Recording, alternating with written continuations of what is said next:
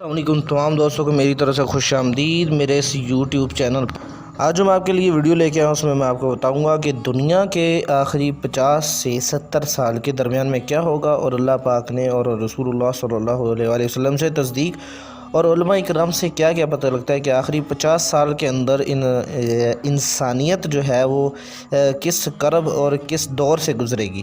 اس کے لیے ویڈیو کو آخر تک دیکھیں، اور نئے آنے والے ویورز کو میں گزارش کروں گا میرے اس یوٹیوب چینل کو لازمی سبسکرائب کریں اور بیل کے آئیکن کو کلک کریں تاکہ ہر نئی آنے والی ویڈیو آپ تک لازمی پہنچ جائے۔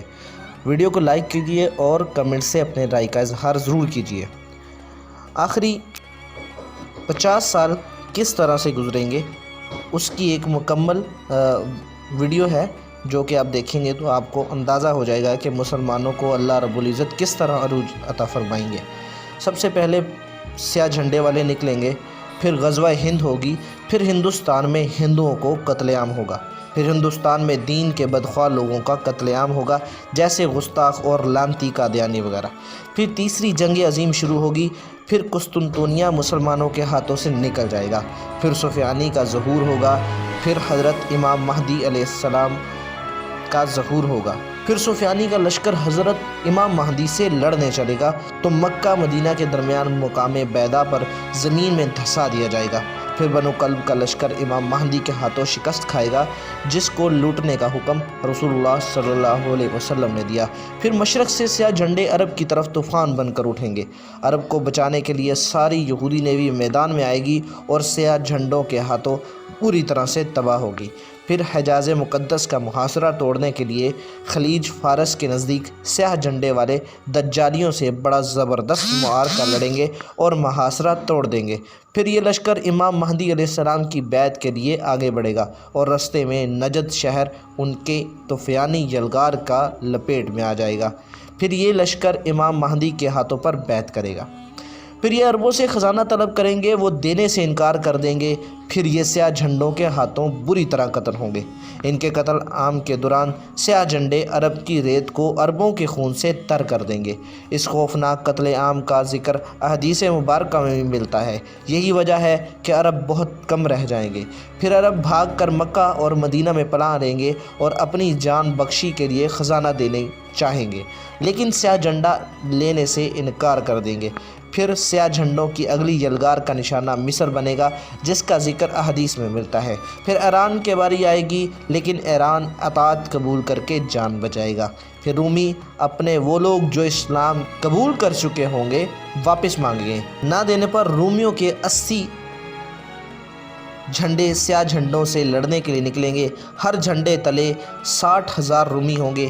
ان کی اتنی تعداد دیکھ کر سیاہ جھنڈوں سے 1/3 بھاگ جائیں گے جن کی توبہ اللہ کبھی قبول نہ کرے گا۔ پہلے دن مسلمانوں کی ایک جماعت کو لڑنے بھیجیں گے، ساری شام تک شہید ہو جائے گی، پھر چوتھے دن تمام اہل اسلام جو کہ سیاہ جھنڈے والے ہی ہوں گے مل کر رومیوں پر حملہ آور ہوں گے، پھر وہ ایسی جنگ کریں گے کہ تاریخ انسانی میں پہلے کسی قوم نے ایسی جنگ نہ کی ہوگی، پھر فرمایا کہ وہ ایسی جنگ ہوگی کہ پہلے کبھی نہ لڑی گئی ہوگی، پھر اللہ رومیوں پر شکست مسلط کر دے گا، پھر مسلمان یعنی سیاہ جھنڈے ان کا قتل عام کریں گے، یہاں تک کہ رومیوں کی لاشوں کے پہلو سے پرندہ اڑے گا، وہ مر کر گرے گا لیکن لاشوں کے سمندر کو پار نہ کر سکے گا، اور مر کر گرے گا بھی تو لاش پر۔ اس جنگ کے بعد آدھے سے زیادہ لشکر آرمینیا کی طرف جائے گا، سیاہ جھنڈے آرمینیا پر آندھی طوفان اور بلا بن کر نازل ہوں گے، اور آرمینیا کو وہ تباہی دیکھنی پڑے گی جس کے سامنے بابلو اور نینوا اور بغداد کے قصے بھی ہیچ ہیں۔ اس کا ذکر احادیث مبارکہ میں بھی ملے گا۔ لشکر وہاں سے ہوتا ہوا امام مہدی سے مل کر قسطنطنیہ کا محاصرہ کر لے گا۔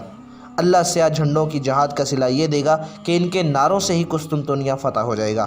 پھر سیاہ جھنڈوں کا کچھ لشکر یورپ کی طرف نکلے گا، اور جب یہ یورپ کی دہلیز پر پہنچے گا تو یورپ میں قحرام مچ جائے گا، لیکن یہی خبر بھی پہنچ جائے گی کہ دجال نکل آیا ہے۔ پھر یہ لشکر وہاں سے انتہائی تیزی سے واپس آئے گا، ان کی رفتار اتنی تیز ہوگی، احادیث مبارکہ کے مطابق یہ بڑا ہی سخت امتحان ہوگا، انتہائی سخت وقت ہوگا، جو کوئی تھوڑا آرام کرنے کا وقت نکالنے میں کامیاب ہوگا وہی طاقتور تصور کیا جائے گا۔ آتے ہی عرب میں وہ رومی جو دجال سے ملے ہوں گے ان پر 3 جگہوں پر شب و خون ماریں گے اور ان میں سے کوئی بھی بچ کر واپس نہ جائے گا۔ پھر مسلمان دیکھیں گے کہ حضرت عیسیٰ تشریف لائیں گے اور دجال انہیں دیکھ کر پانی میں نمک کی طرح پگھلے گا۔ پھر وہ وہاں سے بھاگے گا اور مقام لد پر حضرت عیسیٰ علیہ السلام کے ہاتھوں قتل ہوگا۔ پھر یہودیوں کا سیاہ جھنڈے والے قتل عام کریں گے۔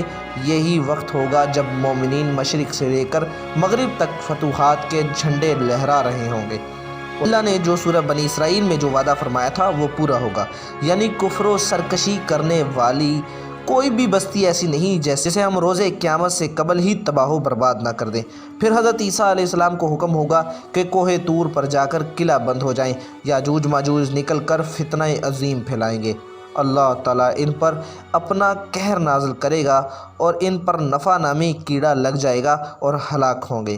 پھر 7 سال تک مسلمان امن و امان سے رہیں گے۔ امن اتنا ہوگا کہ بچہ بھی شیر کو بھگا دے گا۔ جہاد ختم ہو جائے گا، تلواریں درانتیاں بن جائیں گی، شیطانیت تباہ ہو چکی ہوگی اور شیطان کو جو قیامت تک کی مہلت دی تھی ختم ہو گئی ہوگی۔ پھر ایک نرم ہوا چلے گی جس سے دنیا میں اسلام ختم ہو جائے گا۔ اب حبشی دنیا پر حکومت کریں گے اور نفس کی حکمرانی ہوگی۔ ایک حبشی ٹیڑھی پنڈلی والا، نیلی آنکھوں والا اور ٹھگنا خانہ کعبہ کو گرا کر پتھر سمندر میں پھینک دے گا، غلاف جلا دے گا اور خزانہ گھر لے جائے گا۔ پھر قیامت مرحلہ وار شروع ہوگی اور تمہارے رب کے وعدے کا وقت آ جائے گا۔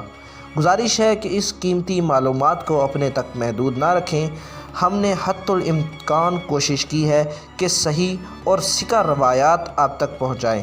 پھر بھی آپ حضرات کو اگر کسی معلومات کے بارے یعنی ضعیف روایت کی بو آ رہی ہو تو ہماری بھی اصلاح کریں۔ ویڈیو دیکھنے کا بہت شکریہ۔ اس ویڈیو کو خود تک محدود نہ رکھیے، اس کو آگے بھی اپنے دوستوں کے ساتھ شیئر کیجیے تاکہ ہر مسلمان کو اسلام کے بارے میں زیادہ سے زیادہ نالج ہو اور اسلام کے بارے میں زیادہ سے زیادہ علم ہو۔ اگلی ویڈیو کے ساتھ آپ کی خدمت میں حاضر ہوں گے، تب تک کے لیے اجازت دیجیے۔ اللہ حافظ و ناصر۔